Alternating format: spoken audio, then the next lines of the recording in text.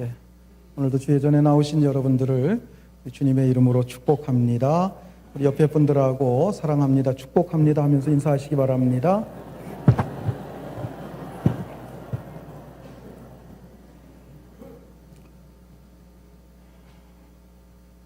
오병이어의 사건은 4개의 복음서가 일제히 다루고 있는 그만큼 중요한 사건이라고 볼 수가 있겠습니다.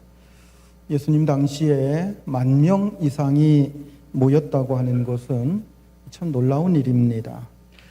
더구나 이렇게 모인 곳이 예루살렘과 같은 도시가 아니라 갈릴리 호숫가의 시골이었다고 하는 것입니다. 그 당시에는 한 마을의 주민들 다 합쳐봐야 아마 몇백 명이 고작이었을 것입니다. 그러므로 갈릴리와 같은 시골 동네에서 10,000명이 넘는 숫자가 모였다고 하는 것은 참 놀라운 일입니다. 자, 그렇다고 한다면 그들은 왜 그렇게 모였을까요? 그러니까 몇 가지 그 이유를 생각해 볼 수가 있습니다. 첫째는 호기심 때문입니다. 오늘 본문 2절 말씀 우리 같이 한번 읽겠습니다. 큰 무리가 따르니 이는 병자들에게 행하시는 표적을 보았음이로라. 자, 큰 무리가 따랐는데 그것은 병자들을 고치는 이적을 보았거나 또는 그 이적에 대한 소문을 들었기 때문이었습니다. 예수님께서 죽은 자도 살리시고 각종 병든 자들을 고치신다고 하는 소문은 그 지역에 이미 쫙 퍼져나갔습니다. 그런데 그 예수님께서 그 동네에 오신다고 하는 소식을 듣고 수많은 사람들이 모여든 것, 그것은 바로 호기심 때문이었습니다. 두 번째로는 일상생활의 이익 때문이었습니다. 요한복음 6장 26절 말씀 우리 같이 한번 읽겠습니다. 예수께서 대답하여 이르시되 내가 진실로 진실로 너희에게 이르노니 너희가 나를 찾는 것은 표적을 본 까닭이 아니요 떡을 먹고 배부른 까닭이로다. 그들이 예수님을 찾아온 또 하나의 이유는 그들의 병을 고쳐주시거나 또는 그들의 당면한 문제들을 해결해 주시는 등 그들의 육신적인 어떤 필요, 육신적인 문제를 채워주시거나 해결해 주시기 때문이다 라고 주님께서 말씀을 하셨습니다. 세 번째 이유는 정치적인 이유가 또 한 몫을 했다고 하는 것입니다.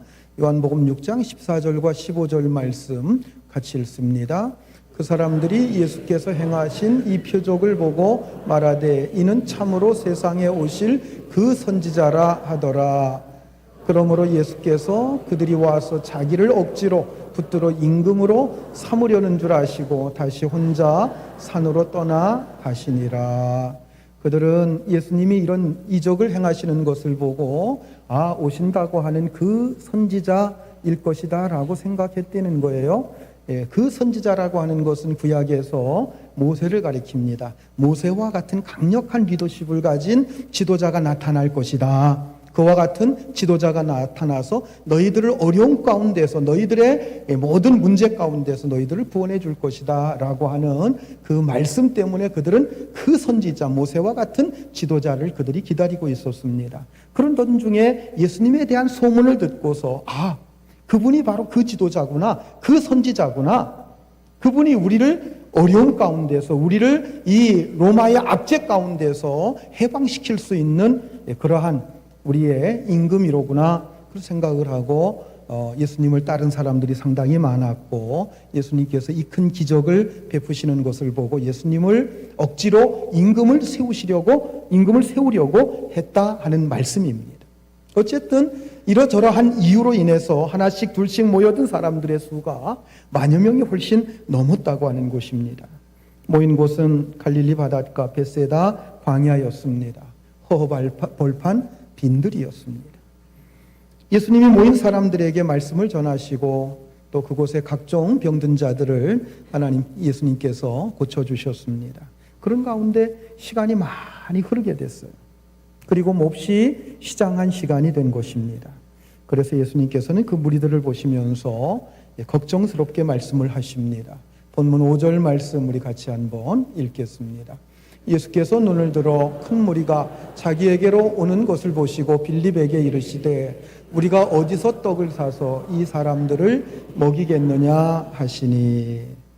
자, 자, 우리는 이 말씀에서 주님이 우리의 일상적인 필요, 일상적인 문제에 대해서 무관심하지 않으시다고 하는 것을 알 수가 있습니다.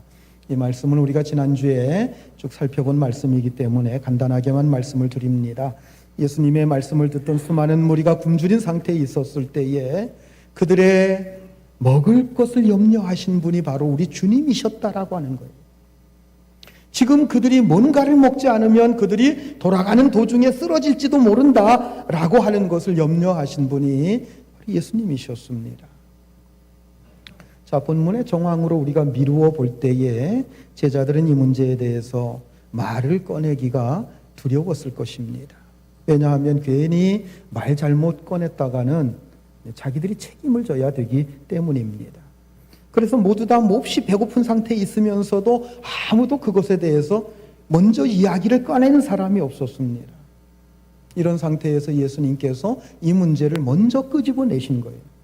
자, 예수님께서는 옆에 있는 제자 빌립에게 말씀하십니다. 우리가 어디서 떡을 사서 이 사람들을 먹이면 좋겠느냐라고 물어보셨습니다. 자, 그런데 예수님께서 이렇게 물어보신 것에 대해서 이 요한복음서를 쓰고 있는 요한이 뭐라고 해석을 하느냐? 빌립을 시험하기 위해서 이런 질문을 하셨다라고 그렇게 해석을 내놓고 있습니다. 자, 우리가 일반적으로 생각할 수 있는 것, 예수님께서 빌립에게 먼저 물어보신 것, 그것은 빌립의 집이 그곳에서 가장 가까웠기 때문에 뭔가 그 방법, 해결할 수 있는 방법을 그래도 가장 잘 알고 있지 않겠는가 해서 예수님께서 그에게 먼저 물어보신 것처럼 생각되어질 수 있습니다. 자, 그런데 요한의 해석에 따르면 그것보다는 예수님께서 빌립을 시험하시고자 그렇게 물어보셨다라고 하는 겁니다. 주님은 이미 마음에 정해놓으신 바가 있습니다. 즉 어떤 방법으로 그곳에 모인 수많은 무리들의 배고픔을 해결할 것인지 이미 계획을 다 세워놓고 계세요. 다 준비해놓고 계셨습니다.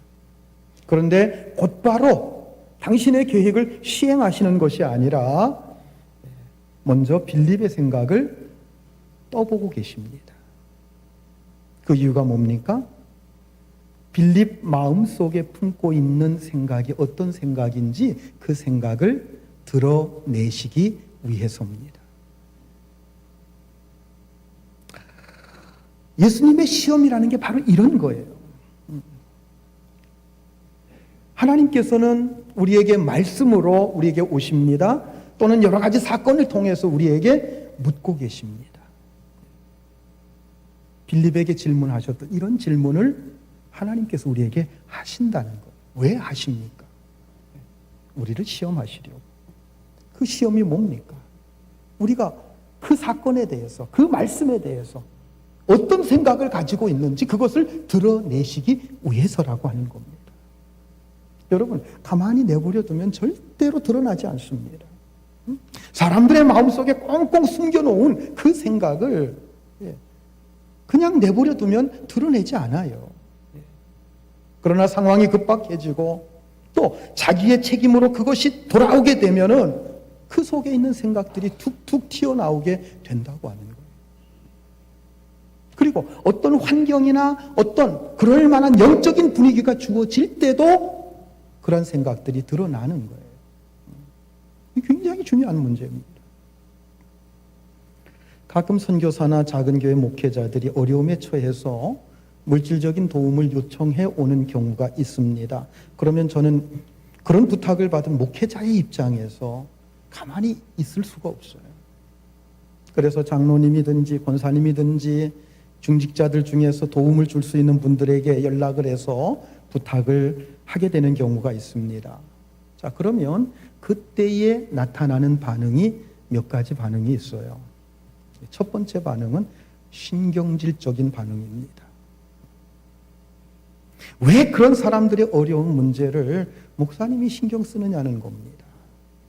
그냥 알아서 해결하도록 내버려 두라는 거예요. 그리고 그 문제를 왜 하필이면 저한테 얘기합니까? 이런 거예요. 두 번째 반응입니다. 책임을 은근히 다른 곳으로 떠넘기는 그런 형이 있어요. 교회 안에 선교위원회 있지 않습니까? 교회 안에 그것을 도울 수 있는 여러 기관들이 있지 않습니까? 그런 곳을 소개해 주는 거예요. 제가 그걸 모릅니까? 몰라서 그분에게 부탁을 했습니까? 할만하다고 생각해서 말씀드린 것인데 그런 식으로 회피하는 경우들이 있다는 거예요. 오해하지 마세요. 우리 교회 얘기는 아니니까. 세 번째 경우입니다. 전적으로 수용하고 자기가 책임지겠다고 나오는 형입니다. 제가 뭘 어떻게 하면 되겠습니까? 하면서 적극적으로 나옵니다. 그럴 때면 목회자의 입장에서 얼마나 기쁘고 마음이 든든한지 몰라요. 자, 여러분, 지금 예수님께서 빌립을 시험하시는 것도 바로 그것입니다. 그가 이것에 대해서 어떤 자세로 나올 것인지 그의 마음, 그의 자세를 나타내시고자 하신 것이다 하는 겁니다. 자, 예수님의 물으심에 대해서 빌립이 어떻게 대답을 합니까? 본문 7절 말씀 우리 같이 한번 읽겠습니다. 빌립이 대답하되 각 사람으로 조금씩 받게 할지라도 200데나리온의 떡이 부족하리이다. 자, 그가 대답한 게 뭡니까?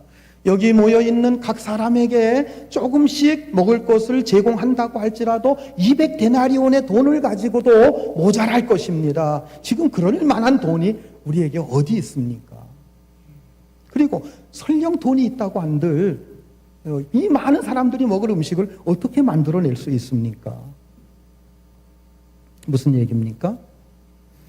지금 우리의 형편에 이 많은 사람들의 민생고를 해결해 준다고 하는 것, 그건 도저히 불가능한 일이라고 하는 거예요. 그는 계산할 수는 있었습니다. 그러나 책임은 지지 않는 성격이었습니다. 뭔가 필요하시다고 한다면 심부름은 할 수 있고 돈을 걷고 뭔가 헤아리라고 한다면 할 수는 있습니다. 그러나 자기 자신이 나서서 책임을 지고 다른 사람의 부족한 것을 채워야 하는 일, 그 일에 대해서는 질색하고 있는 겁니다. 내가 왜 이 사람들의 필요까지 채워줘야 합니까? 각자 자기의 일은 자기가 알아서 해결하면 되지 않겠습니까? 이런 스타일입니다. 어떻게 보면 빌립은 굉장히 합리적인 사람입니다. 그리고 어떤 문제가 발생을 해도 항상 빠져나갈 수 있는 그 길은 마련해 놓고 일하는 사람이었습니다. 스스로 아무것도 책임지지 않는 사람이었습니다. 너는 너고 나는 나라는 식입니다. 그 자신은 답답할 게 없어요.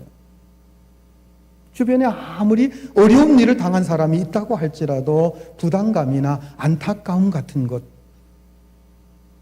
거의 느끼질 않습니다. 자, 한마디로 말해서 그에게는 목자의 심정이 없습니다.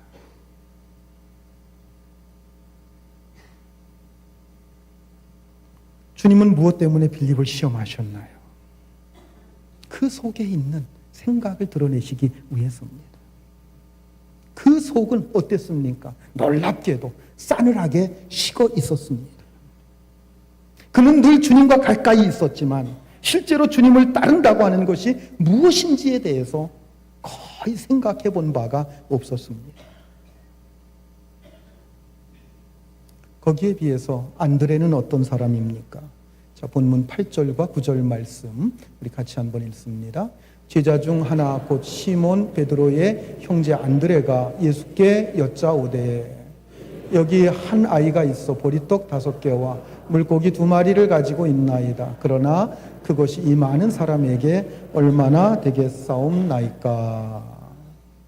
한마디로 말해서 그는 말도 안 되는 줄 알면서도 일단 주님 앞에 말씀을 드리고 보고하는 그런 형입니다. 자, 만약에 이런 상황이 여러분들에게 펼쳐졌을 때 여러분 같으면 어떻게 하겠습니까?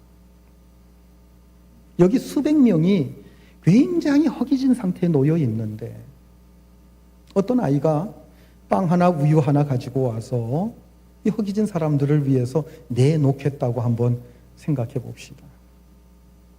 여러분 같으면 뭐라고 하겠습니까? 야 임마, 그거 어디다가 누구 코에다 갖다 붙여? 너나 혼자 열심히 먹어. 이러지 않겠어요? 아마 빌립 같았으면 그렇게 말했을 겁니다. 꼬마야, 그냥 너나 먹어라. 자, 그런데 안드레는 그것을 가지고 주님께 나아온 거예요. 주님, 한 아이가 약간의 떡과 약간의 생선을 가지고 왔는데 어떻게 할까요? 이 많은 사람들에게 이게 무슨 소용이 있겠습니까? 안드레도 이 보리떡과 이 물고기를 가지고 이 많은 사람들에게 뭔가 할 수 있다고 하는 것, 그것은 크게 생각하지 못하고 있었습니다. 자, 보리떡은 그 당시에 가장 가난한 사람들이 먹는 떡이었습니다. 양식이었습니다. 그리고 물고기는 지난 시간에도 말씀을 드렸습니다마는 헬라어로 익투스가 아니라 옵사리온입니다. 이들의 차이는 이렇게 설명하면 되죠. 어부가 고기를 잡습니다. 그물을 걷어서 고기를 잡는데 쓸만한 물고기는 그릇에 담고 쓸 수 없는 작은 물고기들은 밖에 버립니다. 밖에 버려진 것은 새가 와서 주워 먹든지 가난한 사람들이 가지고 가서 절여서 먹든지 아니면 구워서 먹든지 했다고 하는 것입니다. 여기에서 쓸만한 물고기는 익투스고요. 그리고 버려진 물고기는 옵사리온입니다. 여기 지금 얘기하고 있는 게 옵사리온입니다. 안드레도 이 작은 보리떡과 작은 물고기가 이 많은 사람들에게 소용이 없다고 하는 것을 알고 있었습니다. 그러나 그는 진지했습니다. 어떻게 하든지 그것은 주님이 하실 일이고 자기는 충실히 자기에게 주어진 상황을 주님 앞에 가지고 나아가서 말씀드리면 된다고 하는 겁니다. 주님은 빌립의 제안을 받아들이지 않으셨습니다. 그리고 안드레를 통해서 가지고 온 어린아이의 그 작은 물고기와 보리떡을 가지고 놀라운 기적을 일으키셨습니다. 주님이 제자들에게 물어보실 때 이미 주님은 계획을 가지고 계셨습니다. 그리고 주님은 바로 그 일에, 그 계획 속에 제자들이 동참하기를 원하셨습니다. 그런데 빌립은 거기에 끼지 않으려고 했습니다. 책임지려고 하지 않은 겁니다. 언제나 방관자의 입장에 서 있게 되는 겁니다. 계산해 줄 수는 있습니다. 그러나 자기가 어떤 부담을 해야 되고 어떤 책임을 져야 하는 일, 아예 그런 일들에 대해서는 시도조차 하지 않으려고 했습니다. 그의 계산에 따르면 200데나리온의 돈을 가지고 떡을 사서 이 사람들에게 나눠준다고 해도 모자라다는 겁니다. 더구나 돈을 가지고 있다고 한들 이 허벌판에서 어떻게 음식을 구해서 그들에게 먹일 수 있겠느냐는 겁니다. 그러니까 그런 상식 밖의 일을 왜 끄집어내시는지 오히려 그렇게 물으시는 주님을 이해할 수가 없습니다. 그 주님, 그것을 끄집어낸 주님이 원망스러운 겁니다. 그러나 안드레는 생각이 달랐습니다. 어쩌면 안드레는 빌립처럼 계산이 밝지 못한지도 모릅니다. 그리고 지금의 상황이 잘 판단이 되지 않는지도 모르겠어요. 그래서 어린아이가 도시락으로 싸온 그것을 예수님에게 가지고 갔는지도 모릅니다. 물론 그도 예수님께 가지고 가서 이것이 이 많은 사람들에게 무슨 소용이 되겠습니까? 라고 물었습니다. 그럼에도 불구하고 그는 모든 일을 주님께 맡긴 거예요. 자기가 할 수 있는 일은 비록 보잘것없는 것이었지만 그러나 그 일을 위해서 그는 최선을 다한 겁니다. 그래서 그것을 가지고 주님께 나아갔고 주님께서는 그 안드레의 생각을 축복하신 거예요. 즉 안드레는 그 주님이 하시려고 하는 그 일에 너무나도 귀하게 사용되었다고 하는 것입니다. 여러분들은 어느 편에 속하십니까? 빌립처럼 미리 계산 다 해보고 그저 안전한 길로만 다니고 있지는 않습니까? 언제든지 팔짱 끼고 구경만 하다가 책임질 일이 생기면 도망갈 궁리만 하는 그런 신앙은 아닙니까? 여러분, 믿음은 순종입니다. 믿음은 위탁입니다. 여러분 따라서 해보시기 바랍니다. 믿음은 순종이다. 믿음은 위탁이다. 여러분, 위탁이라는 말이 무슨 뜻이에요? 모든 걸 다 맡기는 거예요. 예. 모든 걸 다 하나님께 맡기는 겁니다. 다 이해가 돼서 맡기는 게 아닙니다. 납득이 가지 않고 다 알지 못합니다. 그러나 이것이 주님의 손에 들려지게 된다고 할 때 뭔가 이루어져도 이루어질 것이라고 하는 그 생각, 그 믿음 때문에 주님께 맡기는 거예요. 사실 할 수 있고 없고 하는 것은 우리가 판단할 문제가 아닙니다. 안드레처럼 소년이 싸가지고 온 작은 가능성이라도 발견한다고 한다면 그것을 진지하게 생각하고 그것을 주님께로 가지고 나아가는 신앙, 이게 오늘 우리에게 필요한 신앙인 줄 믿으시기 바랍니다. 사실 주님이 물어보실 때 빌립처럼 빨리 계산해내는 것, 그것은 우리보다도요 세상 사람들이 훨씬 더 잘합니다. 그런데 주님께서 원하시는 것은 그게 아닙니다. 믿음의 눈을 가지고 보면서 아주 작은 가능성이라도 발견한다고 하면 그것을 주님 앞에 내어놓고 주님께서 이루실 그 일들을 바라보는, 여러분, 이게 바로 신앙이라고 하는 거예요. 여러분, 우리가 세상 사람과 다른 게 뭡니까? 우리가 신앙을 가지고 있다고 하는 게 무엇입니까? 예. 빌립처럼 생각하고 빌립처럼 판단하고, 이건 다 세상 사람들이 다 하는 겁니다. 주님께서 우리에게 요구하시는 것이 그게 아닙니다. 우리의 믿음은 그게 아닙니다. 믿음이 뭐라고 그랬어요?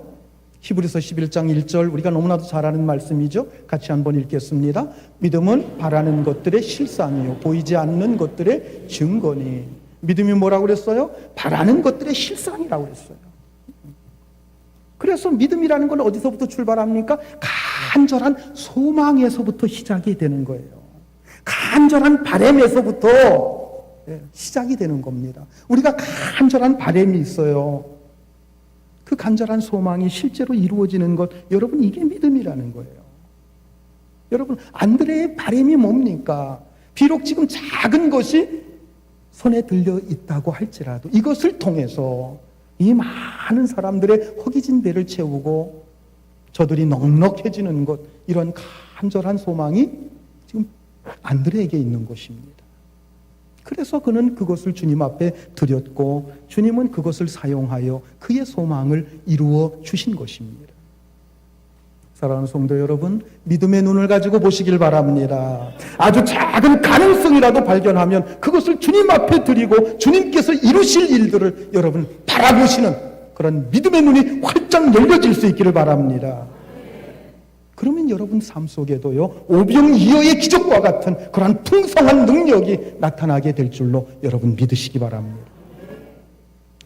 본문 10절과 11절 말씀 우리 같이 읽겠습니다. 예수께서 이르시되 이 사람들로 앉게 하라 하시니 그곳에 잔디가 많은지라 사람들이 앉으니 수가 5,000쯤 되더라. 예수께서 떡을 가져 축사하신 후에 앉아있는 자들에게 나누어 주시고 물고기도 그렇게 그들의 원대로 주시니라. 자, 예수님께서는 거기에 있는 많은 무리들을 잔디 위에 앉혔는데 어떻게 앉혔다고 그랬어요? 오늘 본문에는 나오지 않습니다만 마가복음 6장에 보면 50명씩 혹은 100명씩 이렇게 모여 앉도록 했습니다. 자, 그런데 그 수가 오늘 본문에는 5,000명쯤 된다고 말씀을 했는데 마태복음 14장에 보면 여자와 어린이 외에 5,000명이라고 말씀하고 있습니다. 여자와 어린이를 빼고 그들까지 포함하면 최소 10,000명, 많게는 15,000명, 20,000명까지도 가능한 숫자라고 볼 수 있습니다. 어떤 학자들은 그 5,000명이라고 하는 것을 5,000 가정으로 이렇게 해석을 하고 그 당시에 보통 한 가정 평균 5명으로 쳐서 약 25,000명이라고 계산하는 학자들도 있습니다. 어쨌든 예수님은 어린아이가 가지고 온 오병이어를 가지고 축사하신 후에 앉아있는 자들에게 나눠주셨습니다. 네 복음서가 똑같이 축사라고 하는 말을 쓰는 것을 볼 수가 있습니다. 여기 축사라고 하는 말, 이것은 헬라어로 유카리 테시스라고 하는 말입니다. 테사스라고 하는 말입니다. 유카리 테사스라고 하는 말인데 이 말은 감사라고 하는 뜻과 같은 뜻입니다. 자, 여러분, 사실 이 장면은 참 기가 막힌 장면이에요. 예. 우리가 그냥 단순하게 생각하니까 별로 감흥 없이 이렇게 예수님께서 축사하시는 그 장면을 그냥 넘어가 버리고 맙니다. 그러나 여러분 한번 그 광경을 한번 생각해 보십시오. 넓은 잔디에 정말 수많은 사람들이 이렇게 막 옹기종기 모여 있습니다. 50명씩 100명씩 쫙 앉아 있습니다. 예수님께서 그들 가운데 서셔서 두 손을 하늘에 들고 하나님 앞에 감사의 기도를 드립니다. 근데 그 앞에 뭐가 놓여져 있어요? 물고기 2마리와 보리떡 5개. 여러분 큼직큼직한 막 이런 어떤 단팥빵만한 이런 빵이 아닙니다. 어린아이가 자기 도시락으로 싸온 작은 동그랑땡만한 그거 5개, 그리고 좀 멸치, 마른 멸치처럼 이렇게 작은 물고기 2마리, 그걸 놓고서는 하나님 앞에 감사의 기도를 하고 있는 이 장면 생각해 보십시오.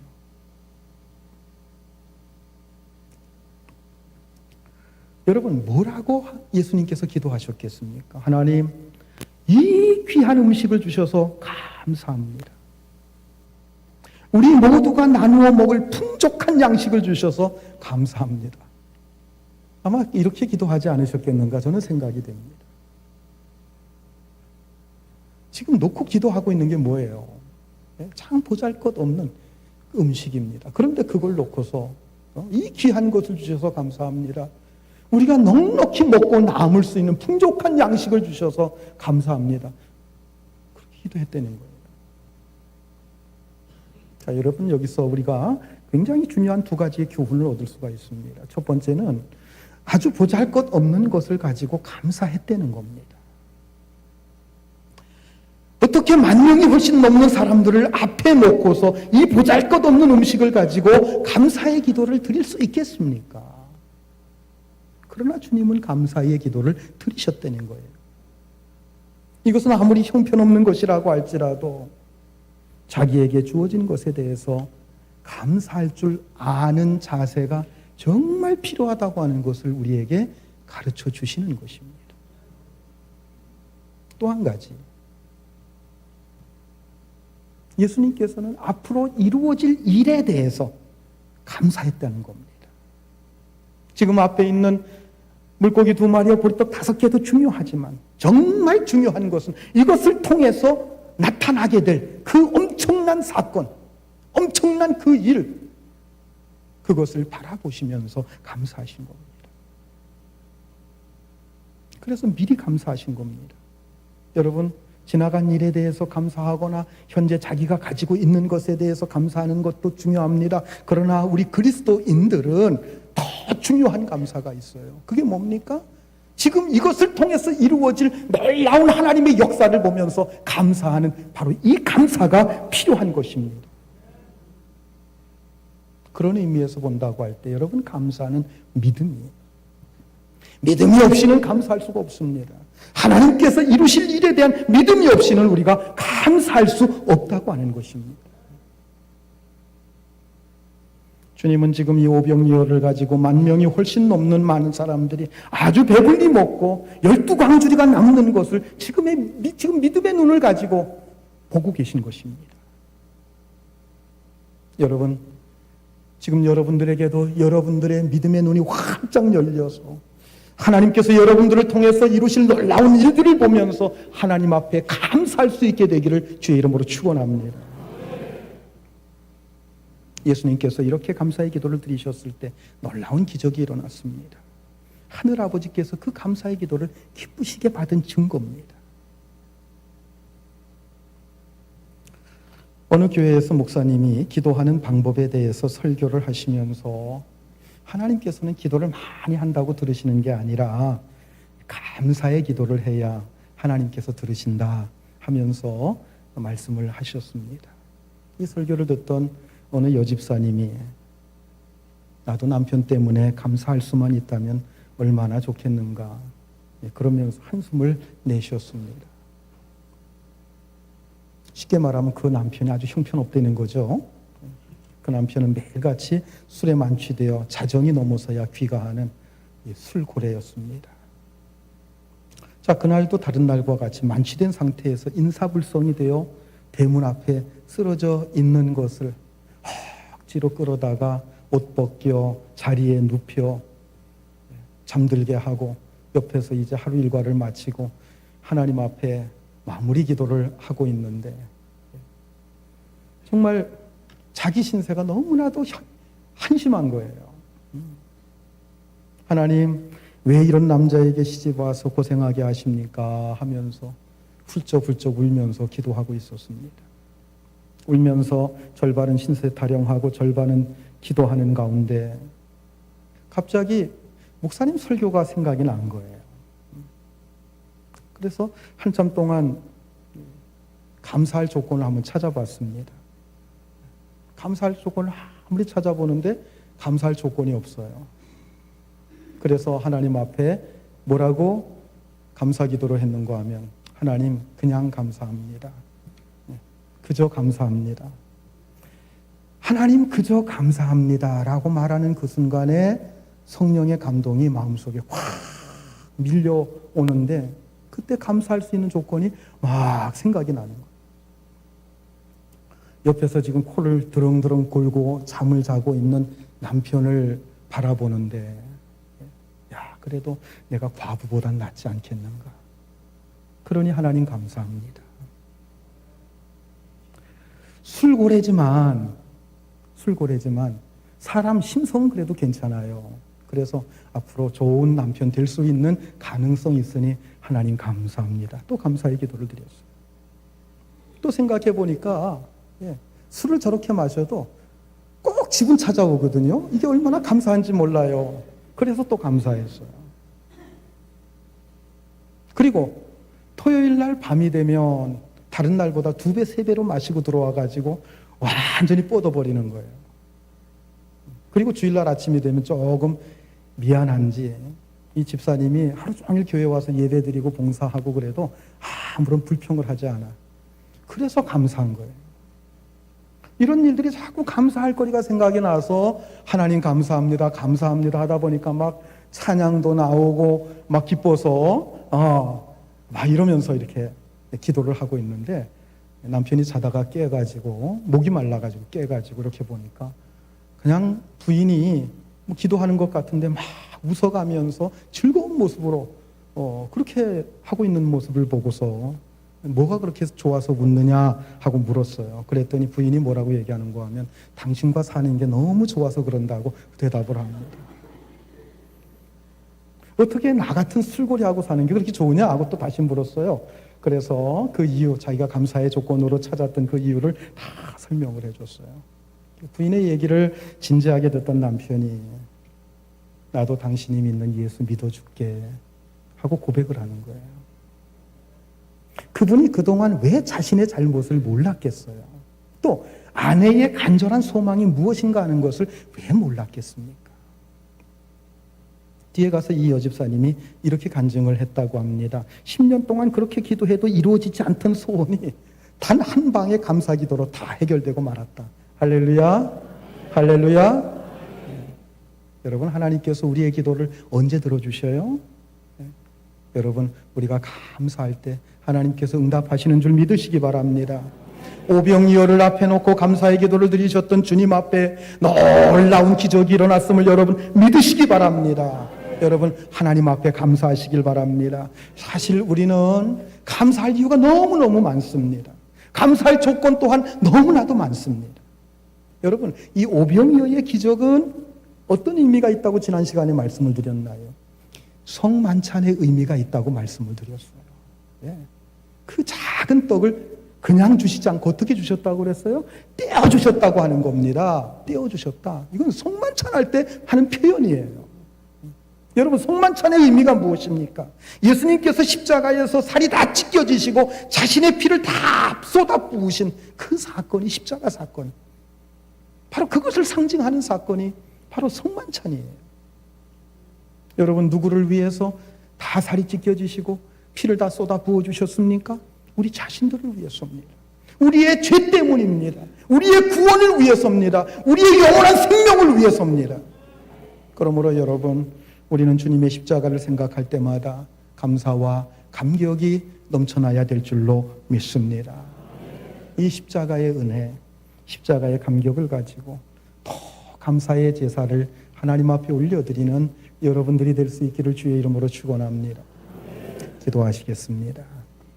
우리 시간 말씀을 생각하면서